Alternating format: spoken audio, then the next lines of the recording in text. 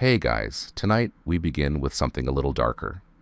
A time when entertainment meant watching armored men attempt to murder each other for sport, when the church begged people to stop hosting elaborate violence festivals, and when the cost of throwing a good party could bankrupt a barony for decades.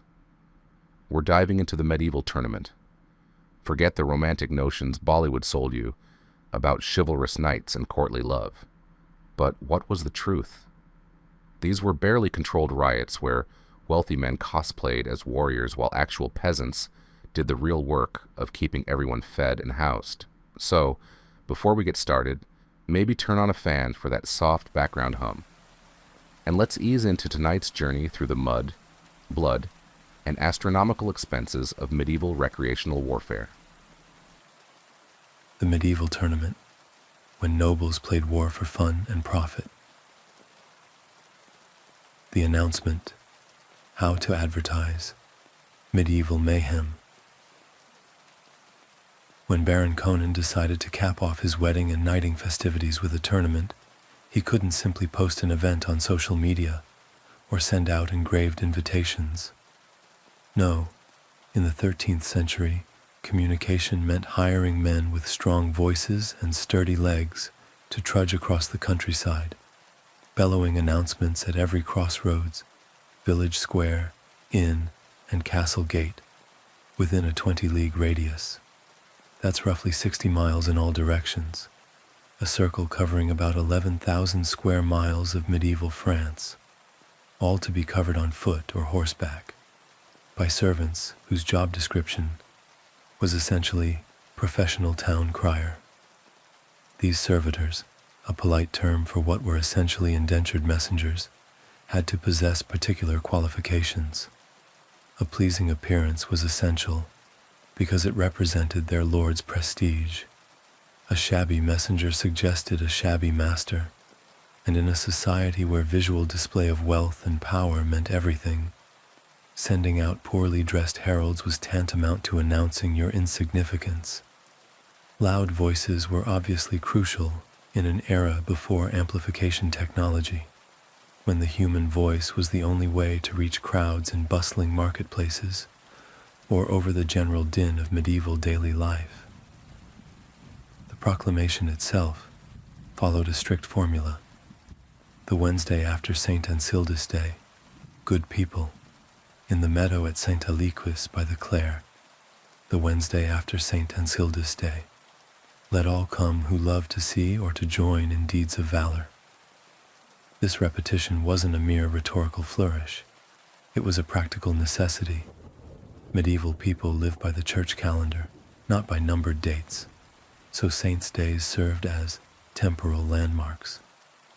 St. Ansildus Day provided the reference point, although most peasants would need to consult their local priest to determine precisely when it fell, in relation to their daily agricultural routines. The phrase, deeds of valor, carried a specific meaning in medieval culture. Valor wasn't simply courage. It was courage displayed publicly, witnessed by one's social peers and inferiors. A brave act, performed in private, holds far less social currency than one performed before an audience capable of spreading news of your prowess. The tournament served as a concentrated venue for valor display, where noble reputation could be enhanced or destroyed in a single afternoon before hundreds of witnesses. Upon hearing these announcements, every minor lord within reach faced the same domestic consultation. Could they afford to attend? This wasn't simply a matter of travel expenses, though those were considerable. A knight traveling to a tournament needed to bring his warhorse, a massive destrier worth more than most peasants would see in their entire lifetimes. He required his armor, which represented a significant capital investment, to be polished and repaired to perfection. He needed weapons, including multiple lances, as these would inevitably break during competition. He needed squires and servants to maintain his equipment and tend to his needs. He needed pavilions and camping equipment if he couldn't secure lodging. And crucially, He needed funds to cover potential ransoms should he be defeated and captured. Meanwhile, the wives began their oomplex preparations. Medieval noblewomen's wardrobes were investments comparable to modern luxury vehicles. Their best blaiauts, long flowing gowns that served as the foundational garment of female aristocratic dress, required months of planning and preparation. These weren't simply clothes. They were economic statements, woven from imported fabrics, trimmed with furs that cost more than most people's annual income, and decorated with embroidery that represented hundreds of hours of skilled labor by professional needleworkers. Furs particularly served as portable wealth displays. Marten, ermine, and vair, alternating blue and white squirrel fur, weren't merely fashionable, they were currency.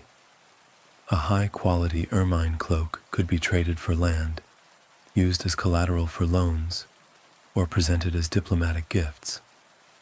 Medieval noblewomen accumulated furs, the way modern collectors acquire art, as both aesthetic pleasure and financial investment.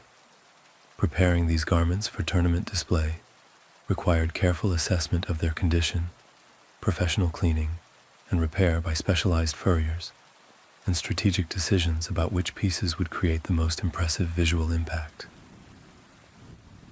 The reality of early tournaments, barely legal warfare. Let us now turn to the uncomfortable truth about what tournaments actually were in their earliest incarnations. The romantic notion of chivalrous knights engaging in elegant displays of martial skill bears almost no resemblance to the reality of 12th and early 13th century tournaments, which were essentially small-scale wars with slightly better organization and marginally more rules. An English chronicler of the period captured the essential nature of tournament preparation with brutal honesty. A knight cannot shine in war if he has not been prepared for it in tourneys. He must have seen his own blood flow, have had his teeth crackle under the blow of his adversary, have been dashed to the earth with such force as to feel the weight of his opponent, and disarmed 20 times. He must 20 times have retrieved his failures, more than ever set on combat. This wasn't metaphorical language. Knights routinely lost teeth during tournaments. The medieval understanding of dental care was approximately equivalent to their understanding of anesthesia, which is to say, non-existent. When a tournament participant had his teeth crackle under the blow of his adversary, those teeth were simply gone. No dental implants, no root canals, no cosmetic repair. Medieval knights smiled with gaps where their tournament experiences had extracted molars with mace blows and incisors with sword hilts. Dashed to the earth with such force as to feel the weight of his opponent describes the experience of being literally crushed beneath the combined weight of an opponent and his warhorse, a destrier, the heavy cavalry horse of medieval warfare, weighed between 1,400 and 2,000 pounds. A fully armored knight added another 200 to 300 pounds.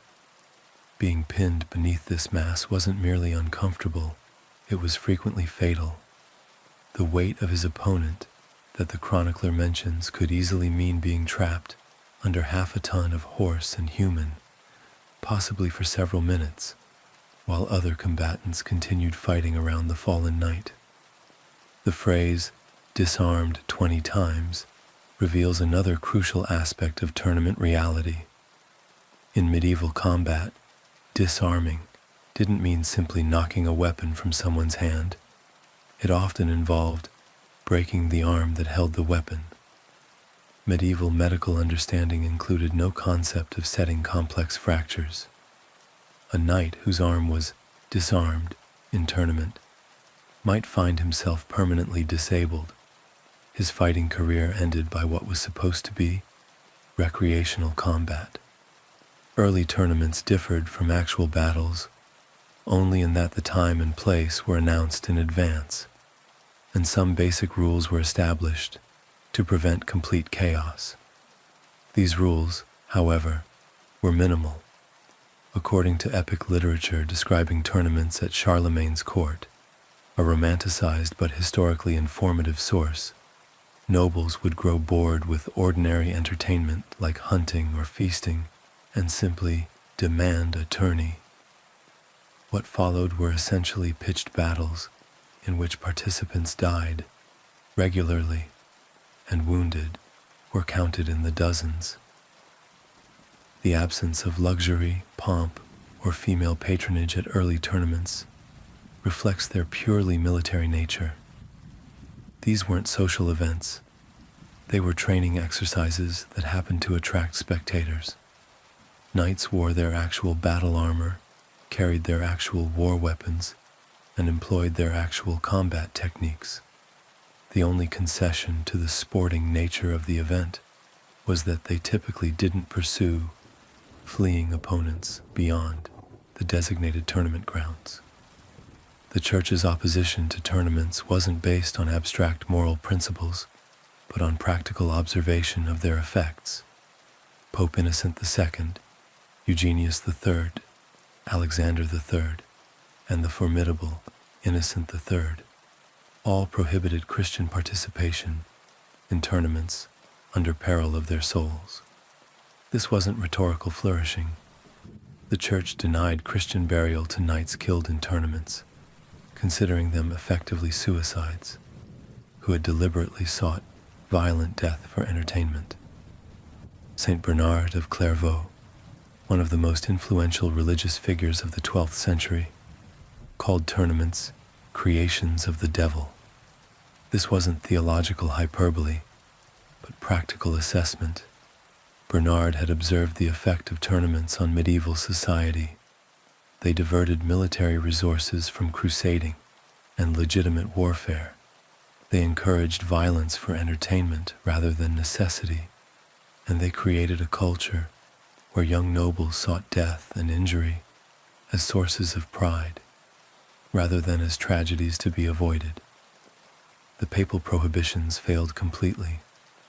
Great barons who meticulously observed church dietary restrictions, who would rather starve than eat beef on Fridays, openly defied ecclesiastical authority when it came to tournaments. This wasn't mere hypocrisy. It reflected the central importance of martial culture in medieval noble identity. A knight who couldn't participate in tournaments was effectively excluded from the central social and professional activity of his class.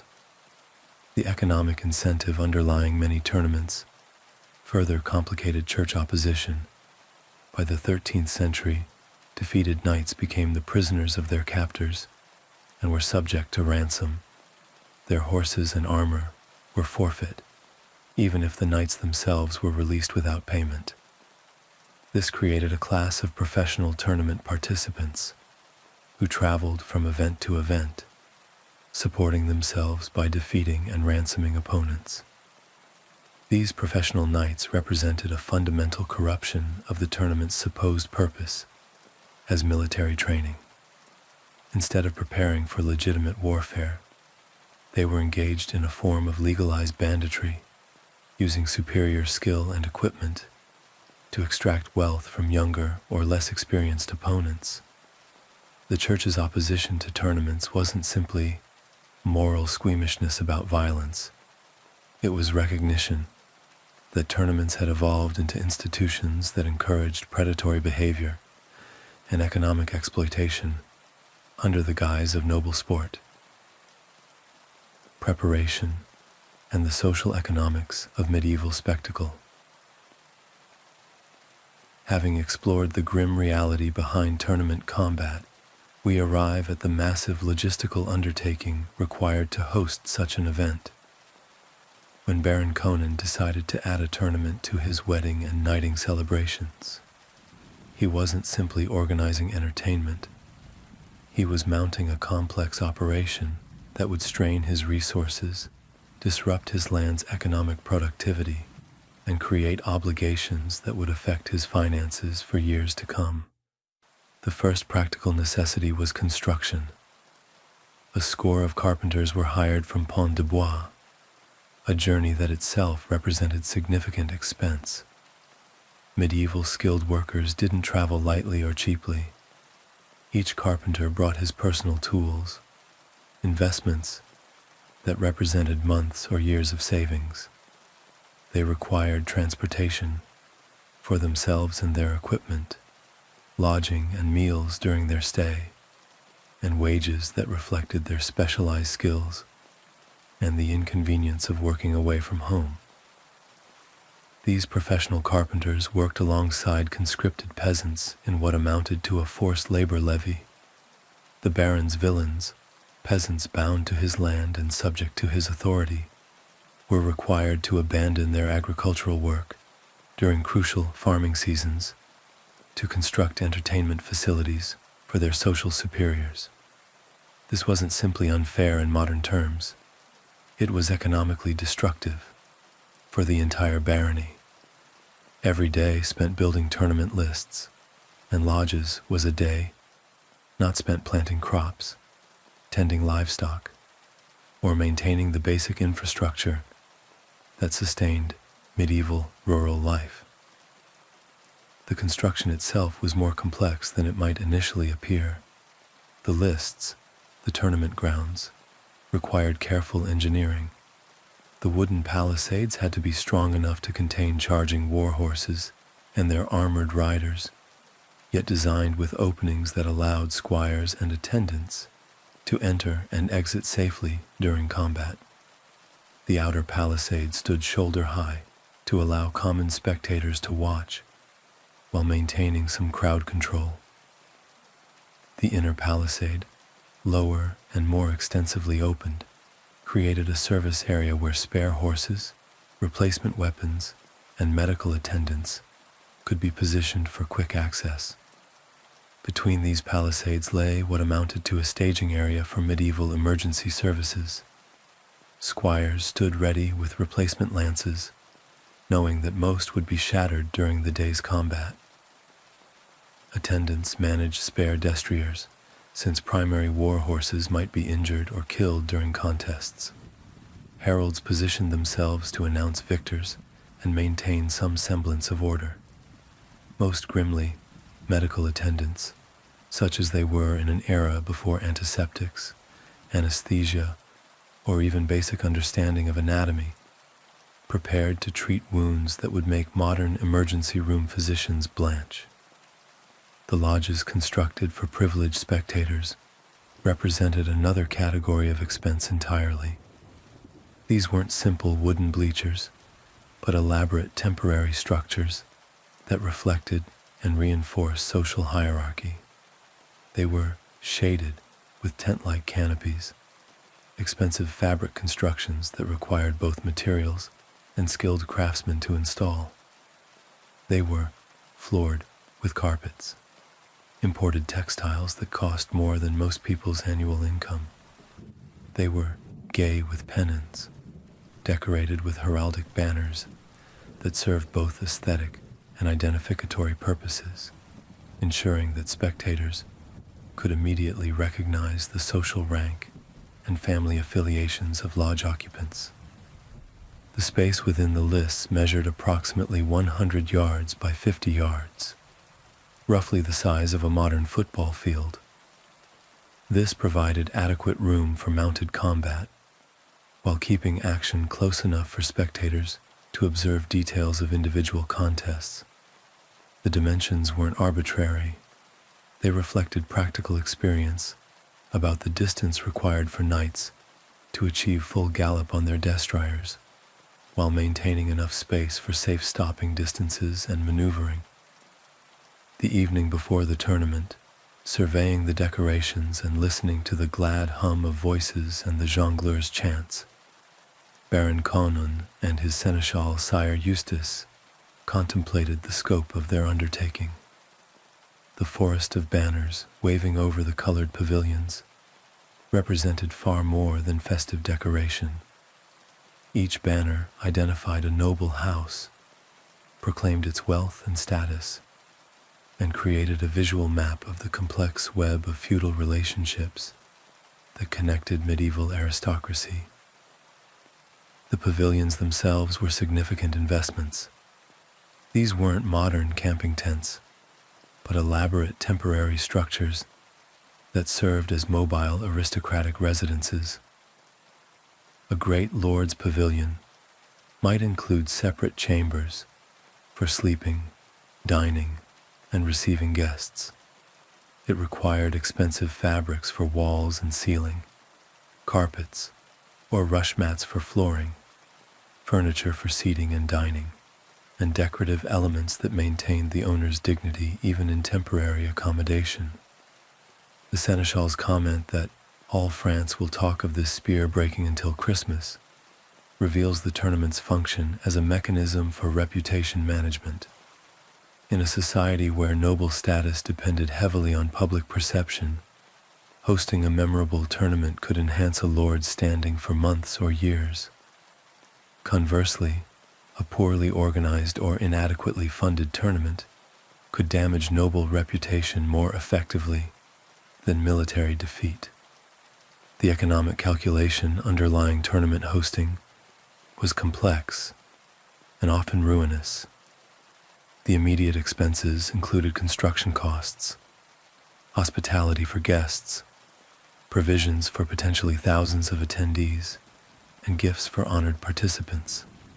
Hidden costs included lost agricultural productivity from conscripted peasant labor, opportunity costs from hosting resources that might otherwise be invested in military campaigns or territorial expansion, and long-term financial obligations created by the expectation that successful tournaments would be repeated periodically.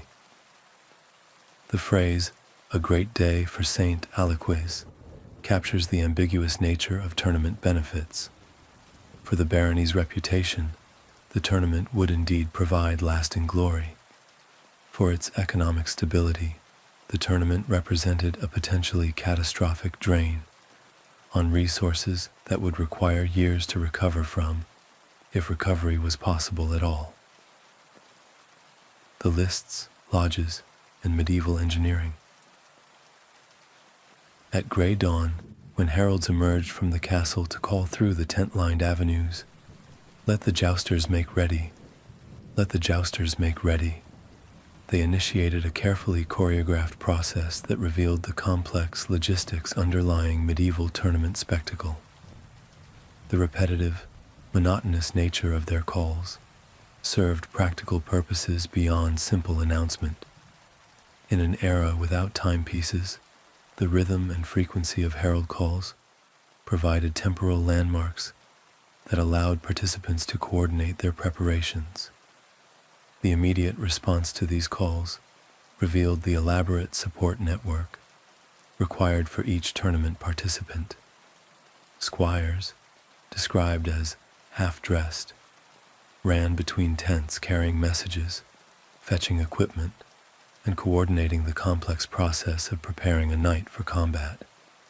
These weren't merely servants, but specialized technicians whose expertise in armor, maintenance, horse care, and weapons management determined their master's survival prospects.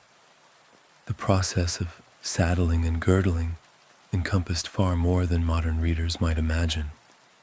Medieval war saddles were complex pieces of military engineering designed to keep an armored knight secure during violent collision, while allowing sufficient mobility for effective weapon use.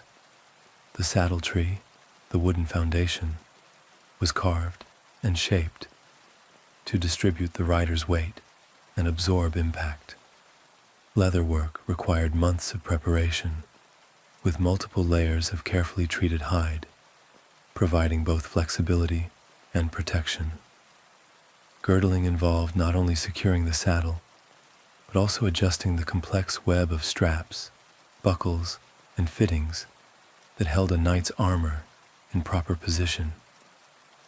A misaligned piece of plate armor could prove fatal during combat, either by restricting movement at a crucial moment or by providing inadequate protection to a vital area. Squires spent years learning to identify and correct subtle equipment problems that could mean the difference between victory and death for their masters. The neighing and stamping of destriers reflected the animal's awareness that combat was approaching. War horses were bred and trained specifically for battlefield conditions. Unlike modern riding horses, destriers were taught to bite, kick, and trample opponents on command. They were conditioned to charge directly into armed opponents despite their natural flight instincts. The sounds they made weren't simple animal excitement, but trained responses to pre-combat preparations. Medieval religious observances before tournaments revealed the complex relationship between Christian faith and martial culture. While a few pious knights and dames hurried to the castle chapel for hastily celebrated mass, the majority settled for crossing themselves and muttering, "We will be sinners today. The blessed saints are merciful." This wasn't casual irreverence, but practical theology. Medieval Christians understood that tournament participation violated church teachings, but they also believed in divine mercy and the possibility of posthumous forgiveness. The hasty nature of pre-tournament masses reflected priests' ambivalent position regarding these events. While officially prohibited by papal decree, tournaments were enthusiastically supported by the local nobility, who provided priest livings and maintained their churches. Priests found themselves in the impossible position of serving congregations, who expected spiritual services for activities that the church hierarchy condemned. The solution was typically a very rapid mass that provided the technical benefits of religious observance while minimizing the priest's direct involvement in prohibited activities. As the sun rose above the trees and the tournament company bound for the lists, the visual spectacle revealed medieval society's fundamental organizing principles. Ladies rode white mules, animals specifically chosen for their symbolic associations with purity and high status. Mules were expensive, requiring careful breeding between horses and donkeys, and their sterility made them luxury items rather than practical livestock. The choice of white emphasized both the animal's value and the rider's elevated social position. The lady's clothing represented the kind of conspicuous consumption that only the medieval nobility could afford. Their displays of marten, ermine, and vair weren't simply fashion choices, but economic statements, comparable to wearing modern luxury jewelry in public. Marten fur, taken from pine martens in northern forests, required extensive trade networks and specialized hunting skills. Ermine, the winter coat of stoats, was even more valuable and was often reserved for royal use. Vair, the alternating blue and white squirrel fur, required thousands of individual pelts, carefully matched and sewn together by master furriers. Sandal and samite represented the international luxury textile trade that connected medieval Europe with Asia and Byzantium. Sandal was a thin silk fabric, typically used for linings and banners, that came exclusively from regions where silkworms could be cultivated. Samite was a heavier silk, often interwoven with gold thread, making it both beautiful and phenomenally expensive. A single samite gown could cost more than a knight's entire annual income from his lands. The gold thread and pearls that decorated noble ladies' tournament attire weren't mere ornamentation, but portable wealth. Gold thread was literally gold, beaten into thin sheets, and wrapped around silk cores, making garments into wearable treasure hoards. Pearls, obtained from oysters through dangerous diving operations in distant waters, were valued by weight and perfection. A noble women's pearl collection represented both aesthetic achievement and financial security that could be converted to cash during emergencies. The common folk's reaction to these displays, pointing and applauding loudly when an unusually handsomely clad dame sweeps by, reflected medieval society's acceptance of extreme inequality as both natural and entertaining. The question posed by the chronicler, what right have grand folk to claim the obedience of the lesser if they cannot delight the public gaze by their splendors, captured the essential bargain underlying feudal society. The nobility justified their privileges partly through their ability to provide spectacular entertainment that temporarily elevated the mundane experiences of their social inferiors. The jongleurs present in overwhelming numbers served multiple functions beyond simple entertainment. These were professional performers who combined music, storytelling, acrobatics, and crowd management into a comprehensive service industry. Their music wasn't background noise, but carefully orchestrated soundscaping designed to heighten excitement, coordinate crowd responses, and provide audio cues for the tournament's various phases. The description of their music becoming deafening suggests the overwhelming sensory experience that tournaments provided for attendees accustomed to the relative quiet of medieval rural life. Pageantry, processions, and social display. As the ladies and non-combatants settled into their designated lodges, the tournament's formal ceremonies commenced with the appearance of 6 camp marshals, distinguished knights, whose role encompassed far more than simple crowd control or basic organization. These men served as the tournament's governing authority, responsible for enforcing the complex rules that separated organized spectacle from outright chaos. Their position required not only martial expertise, but also diplomatic skills, since they would spend the day making split-second decisions that could affect noble reputations and family honor. The marshals' brilliant bliots served both practical and symbolic purposes. The vivid colors and expensive fabrics made them easily identifiable across the tournament grounds, allowing participants and spectators to locate authority figures quickly when disputes arose or emergencies occurred. The cost and quality of their clothing also reinforced their status as social equals or superiors to the tournament participants, ensuring that their decisions would be accepted by nobles who might otherwise challenge authority from perceived inferiors. Baron Conan's position at the head of the marshals reflected his role as tournament host, a responsibility that carried both honor and significant liability. As the event's organizer, Conan would be held accountable for any serious injuries, deaths, or disputes that arose during the proceedings. His reputation and relationships with neighboring lords depended heavily on the tournament's successful completion, making his personal oversight of the marshals both necessary and politically crucial. The supporting staff of heralds and pursuivants represented the tournament's elaborate communication system.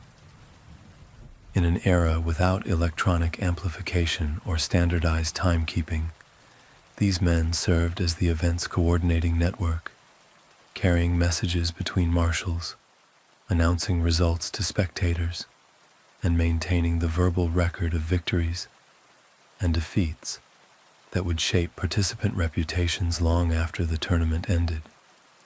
Their encouragement cries, "Remember whose son you are, and be worthy of your ancestry," revealed the fundamental importance of lineage in medieval identity and the tournament's function as a public test of hereditary valor. The large squad of varlets and sergeants represented the tournament's infrastructure workers, responsible for the unglamorous but essential tasks that kept the event functioning. Bringing new lances, meant maintaining an adequate supply of these expensive weapons while ensuring quick replacement during the rapid pace of individual combats. Clearing away broken weapons prevented dangerous debris from accumulating in the fighting space, while also salvaging valuable materials that could be repaired or recycled. Rescuing fallen knights required both physical strength and medical knowledge, since distinguishing between unconsciousness and death wasn't always obvious to medieval observers. The formal command, "Bring in the jousters," initiated what amounted to medieval theater, a carefully choreographed spectacle designed to maximize the visual and emotional impact of the tournament's opening ceremonies.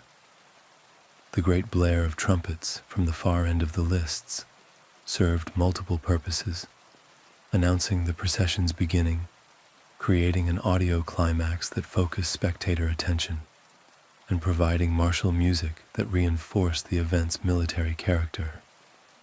The procession itself was organized according to strict social hierarchy and dramatic effect.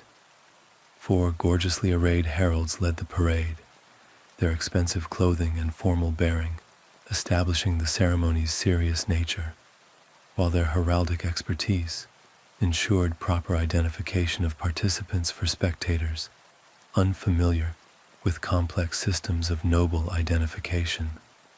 The mounted jongleur performing sword tricks provided spectacular entertainment that demonstrated skill while foreshadowing the weapons expertise that would dominate the day's contests. The 80 participating knights, riding 2 by 2, represented a significant military force by medieval standards. This wasn't merely a local gathering, but a regional convergence of the warrior aristocracy, a concentration of military power that under other circumstances might have constituted the core of a substantial army. Their organized processions served to display this collective strength, while also allowing individual participants to assess their competition and plan their strategic approaches to the day's contests. The knights' deliberate attention to the ladies in the lodges reflected the tournament's crucial function as a venue for courtship and alliance building. The ogling, described by the chronicler, wasn't crude behavior, but sophisticated social interaction that allowed young nobles to demonstrate their worthiness as potential marriage partners, while also establishing the personal relationships that would influence political and military alliances throughout their careers. The ladies' enthusiastic responses, leaning forward and waving in reply, demonstrated their active participation in these courtship rituals. Medieval noblewomen weren't passive observers of male activities, but engaged participants in complex social negotiations that would determine their own marriage prospects and their families' political positions. Their public display of interest in particular knights sent clear signals about available alliance opportunities and family preferences. The collective singing that erupted during the procession served to unify the diverse assembly into a temporary community focused on shared entertainment. The rousing melody, which makes the lists shake, created an emotional climax that heightened spectator investment in the upcoming contests, while also demonstrating the cultural sophistication that separated aristocratic gatherings from simpler peasant entertainments. The knights' efforts to make their horses prance and curvet showcased both their riding skills and the quality of their mounts. Destriers trained for battlefield use were taught complex movements that allowed them to function as weapons platforms during mounted combat. The ability to control such powerful animals while wearing full armor and managing weapons demonstrated the years of training and substantial financial investment that each tournament participant represented. The bright streamers hanging from many lances described as sleeves and stockings, the gifts of friendly dames, represented a complex system of personal favor that combined romantic interest with political alliance. These weren't casual gifts, but carefully considered tokens that established public relationships between specific knights and ladies.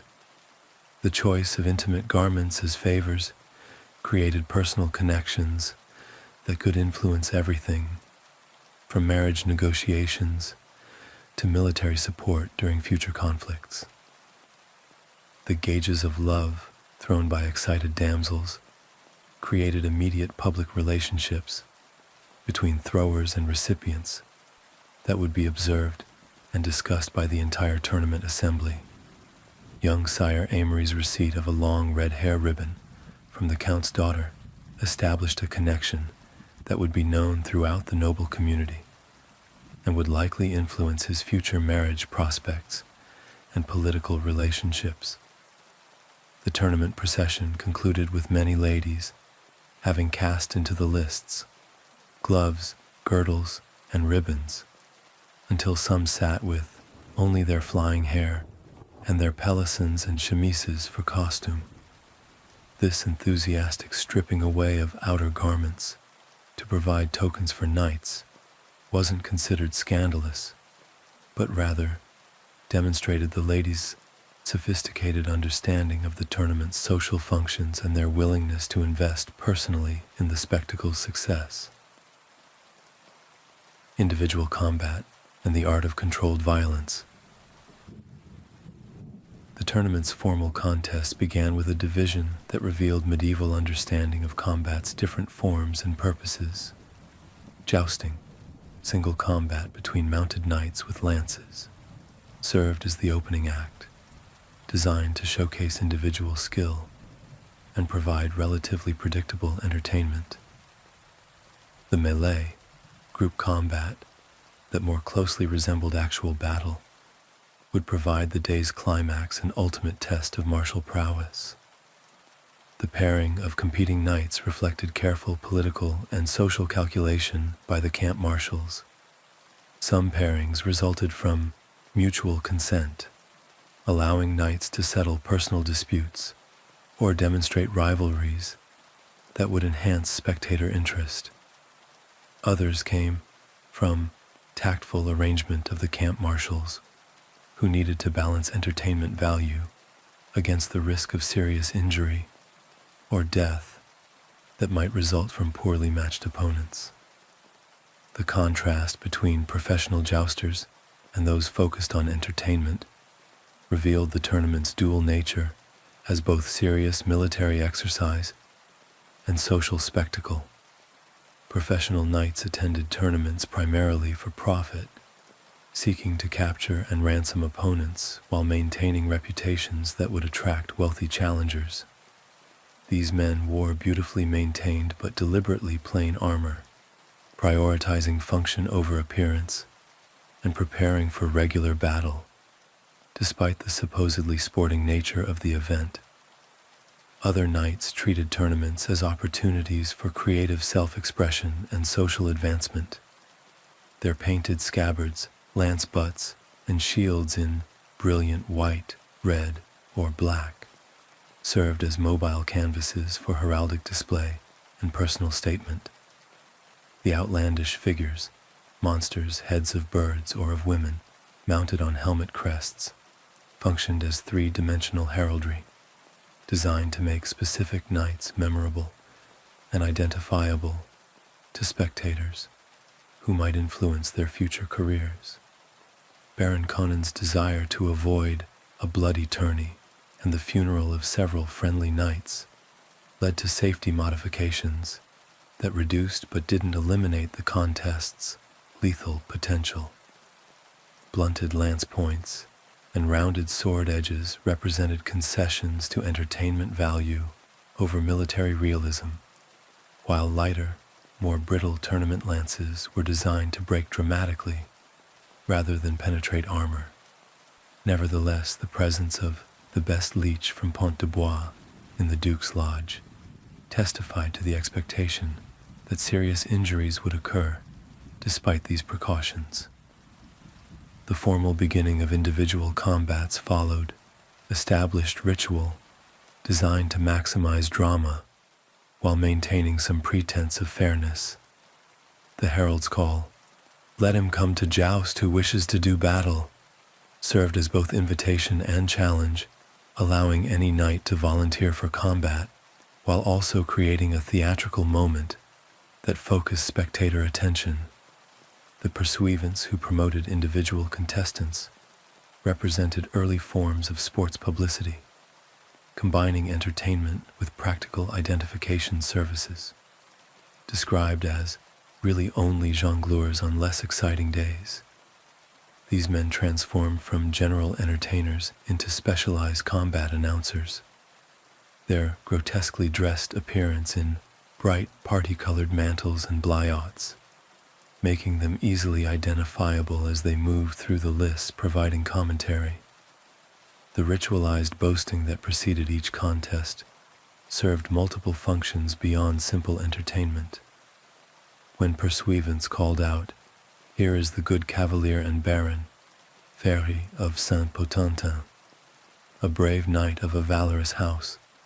He will teach a lesson to his enemies," they weren't simply promoting their employers, but establishing formal records of lineage and reputation that would influence how victories or defeats would be interpreted by spectators.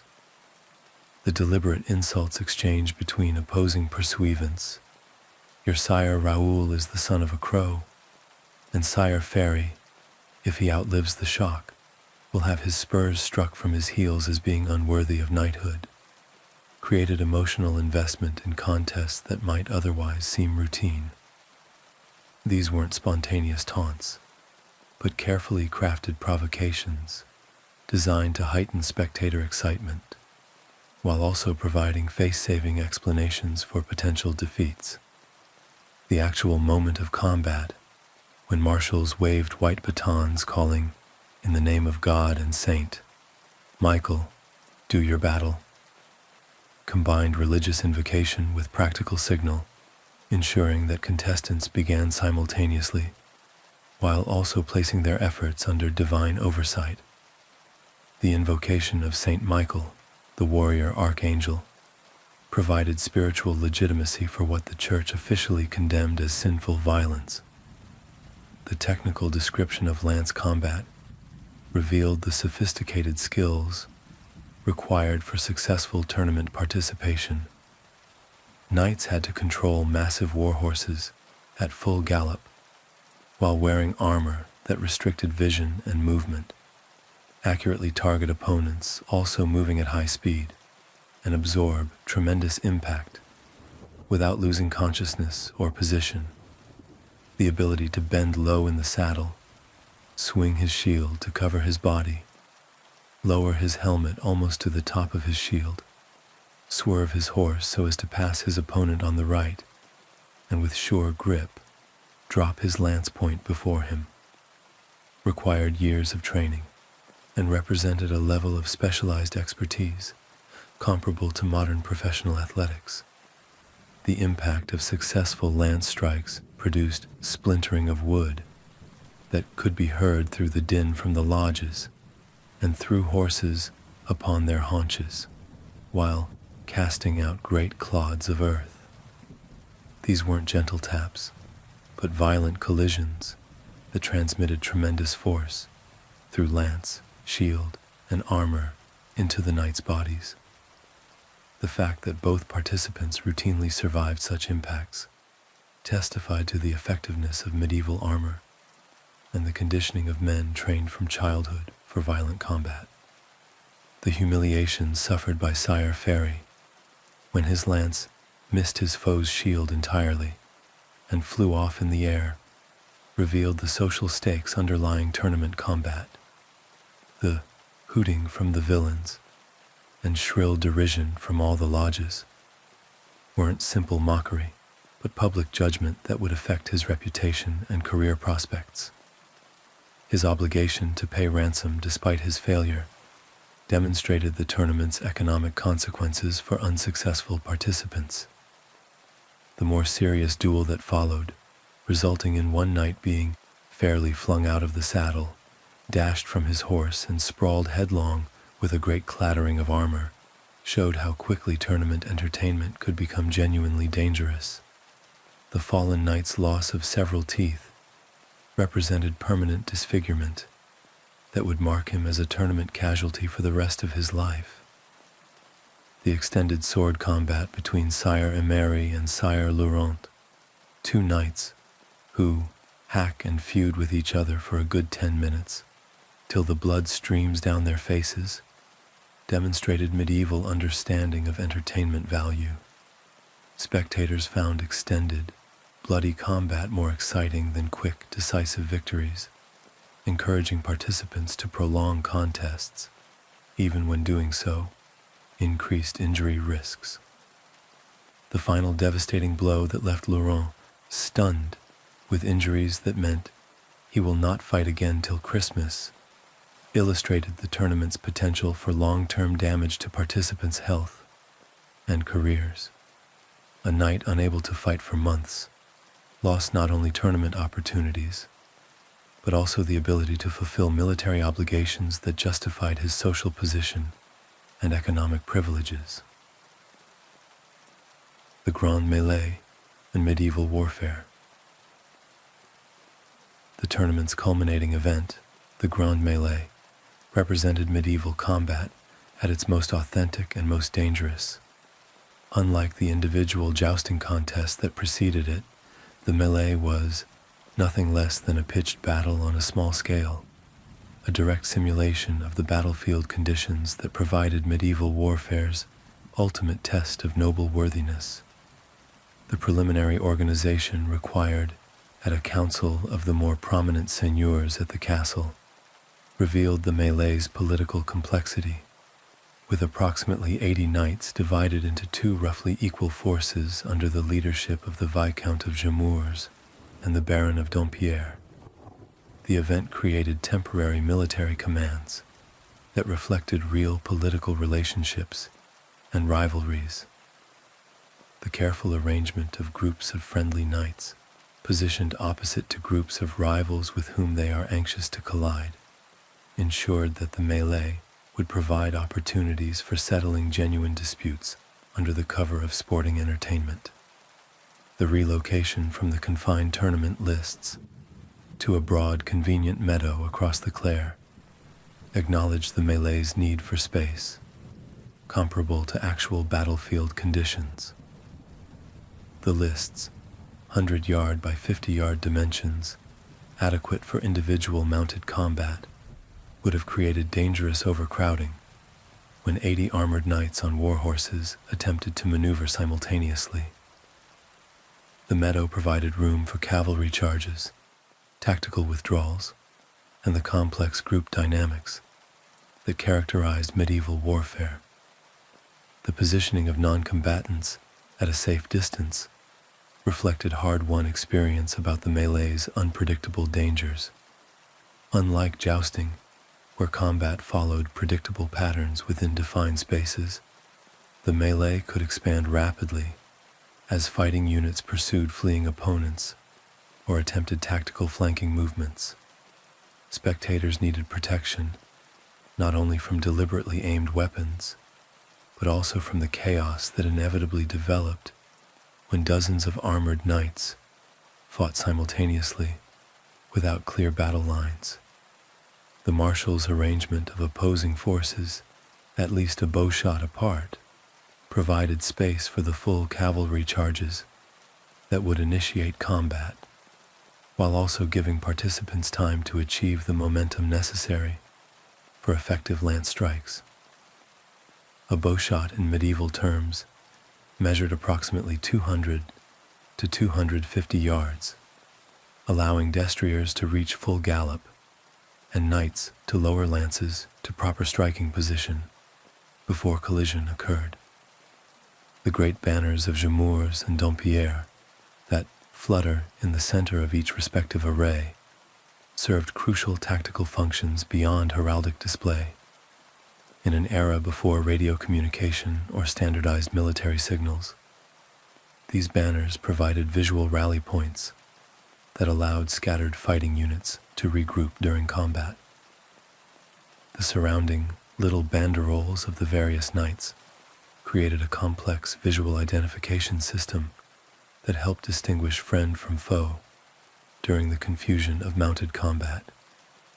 Baron Conan's signal, "Charge them in God's name," initiated what the chronicler described as collision between two flashing squadrons of cavalry that come together like thunderbolts.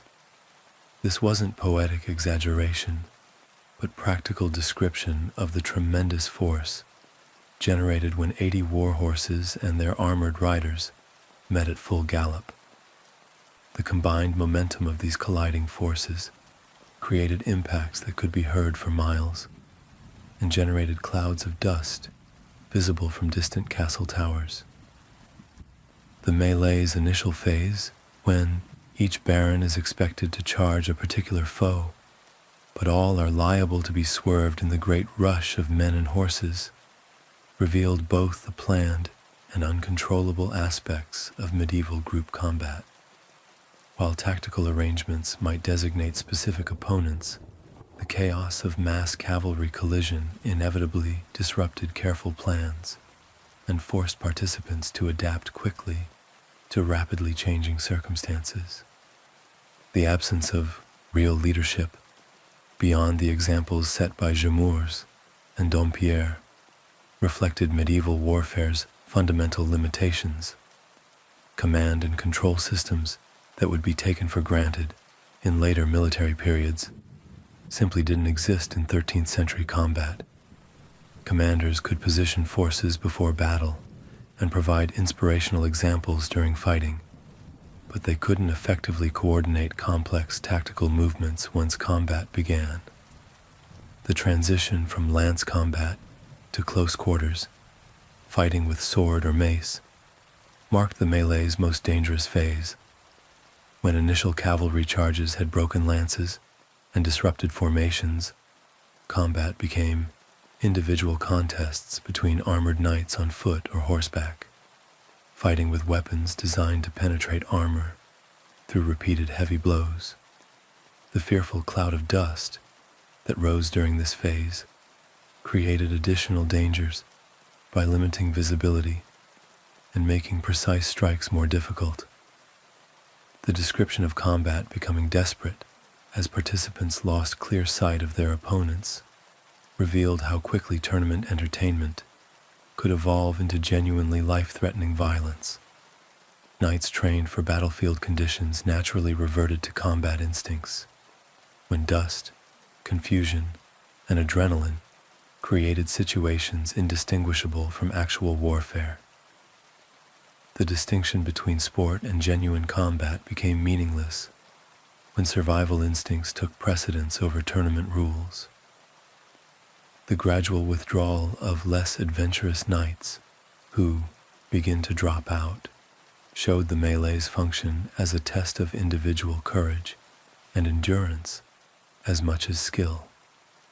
Participants who remained in combat longest demonstrated not only physical capability, but also the psychological resilience that medieval society valued most highly in its warrior aristocracy. The squires who dive into the murk of warriors and horses and drag to safety, now this, now another fallen cavalier, provided essential rescue services that prevented tournament casualties from becoming tournament fatalities. These young men, themselves training for knighthood, risked serious injury by entering active combat zones to retrieve fallen participants, demonstrating the loyalty and courage expected from the noble class's junior members. The climactic moment when the Nemours banner is observed to topple provided the dramatic conclusion that spectators expected from major tournaments. The desperate attempt to right it and its final fall, amid a rending shout from the victors, created a clear narrative climax that allowed the chaotic combat to resolve into definitive victory and defeat. the tournament's casualty report. No deaths, but one heir to a barony in a desperate condition, and several shoulders and thighs broken, plus uncounted, shattered collarbones and ribs, illustrated the melee's success in providing authentic combat experience without completely devastating the participating noble families. The Duke's satisfied comment that it was a very gentle passage at arms revealed medieval standards for acceptable tournament violence that would horrify modern observers. Aftermath, costs, and the price of glory. The tournament's conclusion brought not celebration, but sobering confrontation with its enormous costs and lasting consequences as the jongleurs' music finally ceased and the scattered company departed. After over 2 weeks of intensifying gaiety, St. Aliquis returned to what the chronicler calls sober, normal life. Though the barony's economic situation was anything but normal after hosting such an extravagant spectacle, the immediate human dispersal that followed the tournament's end revealed the event's function as a temporary convergence of medieval society's mobile elements. Eleanor's tearful departure for Burgundy with her new husband marked the conclusion of the marriage alliance that had provided the tournament's original justification, while Amory's departure for his castle at Petitmoor began his independent career as a vassal lord. These departures weren't simply personal transitions, but political reorganizations that would affect regional power, relationships for generations. Adela's immediate return to supervising her household's weaving operations illustrated the gender-specific responsibilities that structured medieval noble life. While men engaged in public displays of martial prowess, women managed the complex domestic economies that sustained aristocratic households. The accumulated weeks of neglected textile production represented not only inconvenience, but genuine economic loss, since homespun cloth served both household needs and trade relationships with neighboring communities. Baron Conan's anxious conferences with his chief provost on the costs of the celebration marked the beginning of a financial reckoning that would dominate his administrative attention for months or years to come. The provost, a professional administrator responsible for managing the barony's economic affairs, faced the challenging task of calculating expenses that had accumulated across multiple categories and time periods, while also assessing the tournament's impact on ongoing agricultural and commercial operations. The chronicler's detailed enumeration of tournament expenses revealed the event's staggering cost in medieval terms. The furs, drinking cups, and fine weapons presented the guests represented significant capital transfers that reduced the barony's accumulated wealth, while creating expectations for future reciprocal generosity. Medieval gift-giving wasn't simple courtesy, but complex economic exchange that established and maintained political relationships through material demonstration of respect and alliance. The destrers given the new knights constituted particularly expensive gifts, since war horses represented both substantial financial investment and ongoing maintenance obligations. A destrier's value included not only its purchase price, but also the costs of specialized breeding, years of training, and the expensive feed and care required to maintain such animals in fighting condition. Giving multiple destriers to newly knighted relatives and allies could easily cost more than many nobles' annual income from their lands. The vast quantity of provisions devoured encompassed far more than simple food costs. Feeding thousands of people for weeks required not only enormous quantities of bread, meat, wine, and ale, but also the complex logistics of procurement, preparation, and service The barony's normal agricultural production was utterly inadequate for such demands, requiring purchases from distant suppliers at premium prices that reflected both quantity requirements and urgent timing. The chronicler's exclamation, "Just God!" If Conan had realized the entire expense, he would hardly have embarked on the whole undertaking, captured the frequent reality of medieval tournament hosting.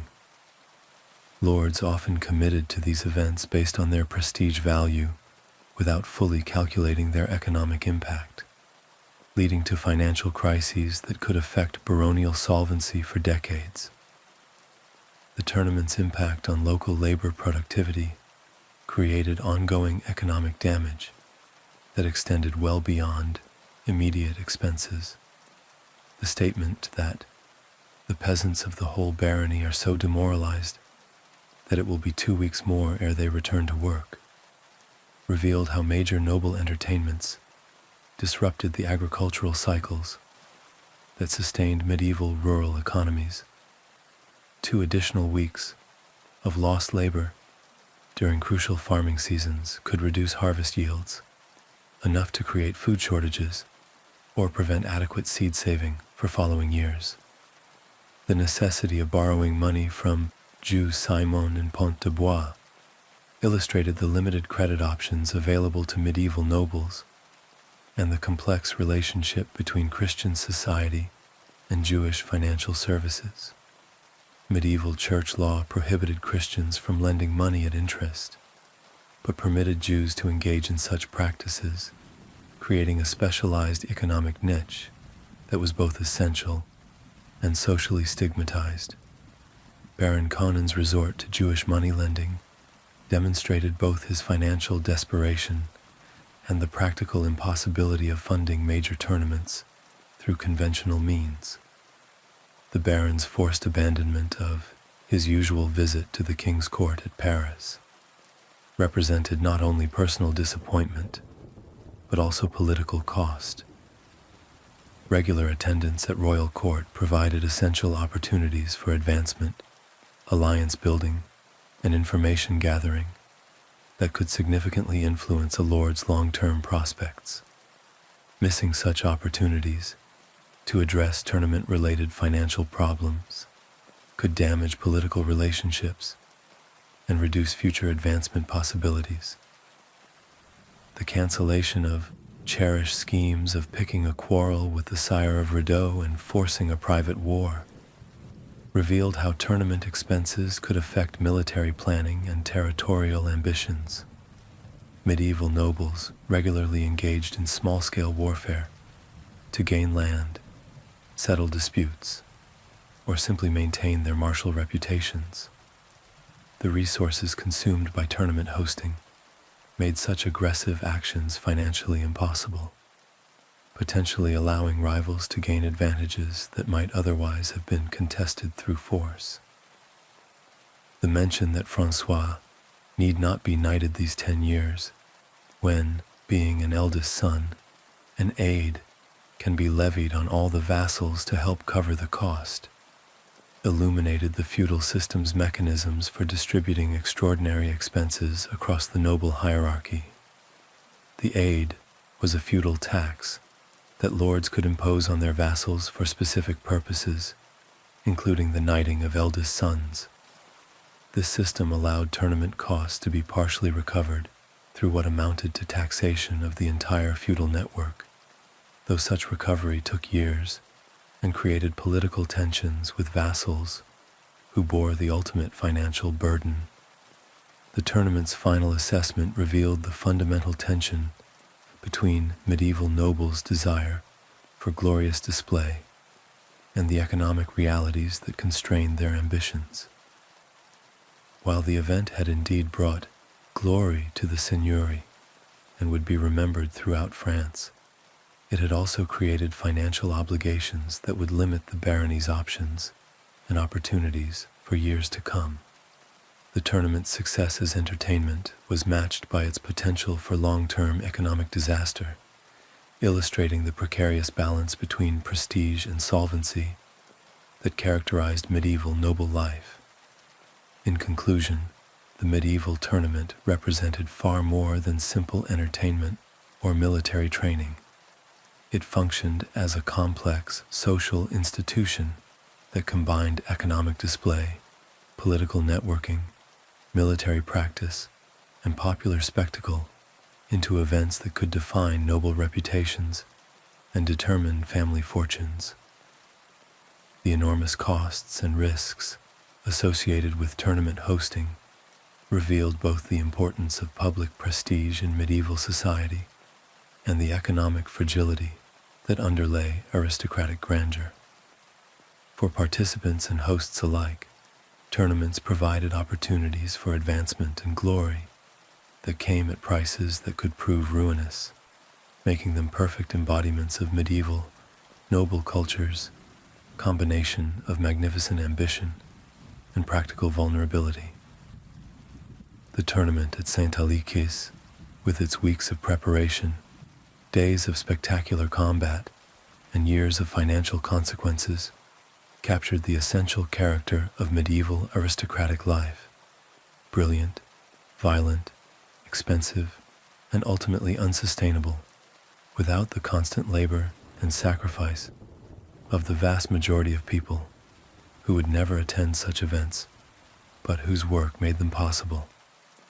In that sense, tournaments provided accurate microcosms of medieval society itself, magnificent spectacles built on foundations of exploitation, maintained through violence, and justified by ideologies that elevated military prowess above all other human achievements. The long tale of glory: what happens after the tents come down? When the last wagon creaked away from the trampled fields of St. Aliquis, and the echoes of clashing steel had finally faded into the countryside, life did not exactly go back to normal. It simply shifted into the tournament's second act: recovery, reckoning, and rumor. The villagers, those who hadn't already fled to avoid forced labor, emerged like traumatized ants from a trampled anthill.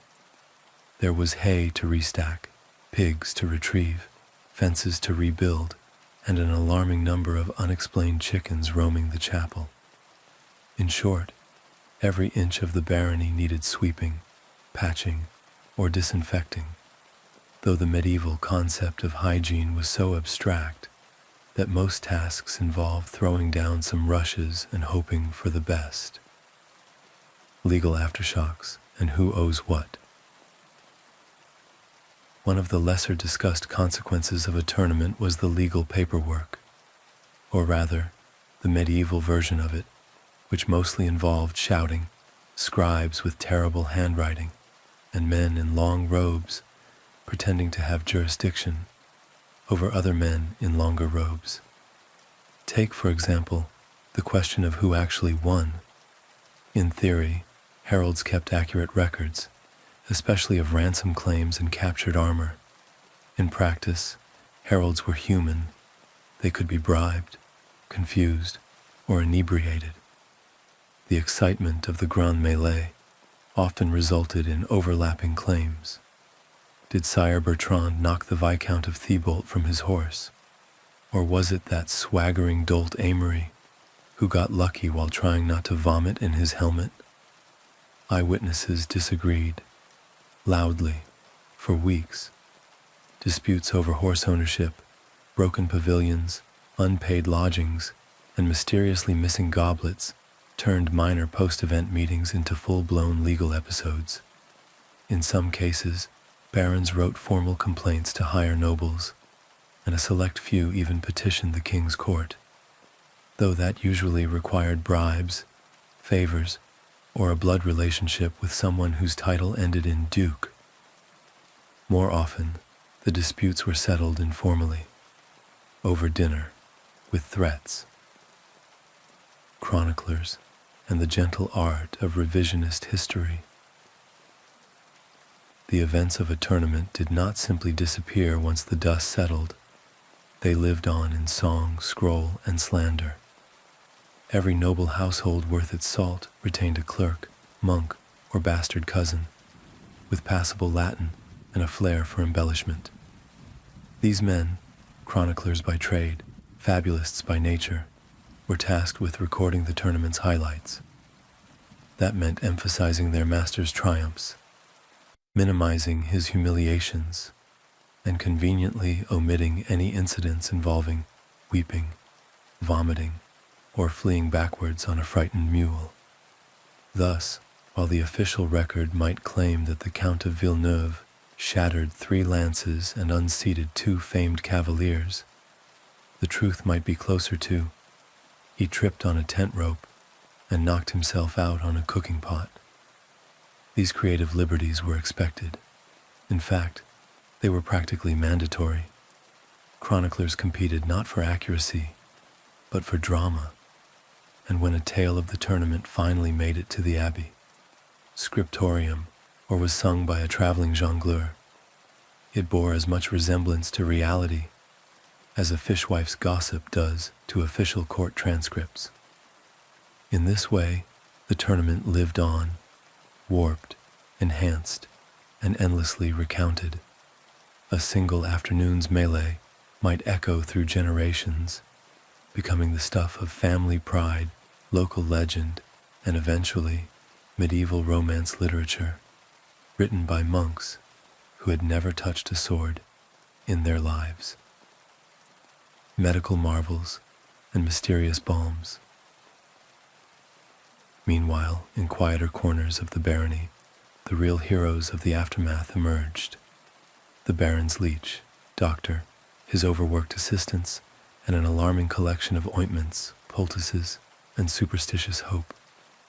Sire Emery, who had taken a war hammer to the ribs, now required assistance to sit upright.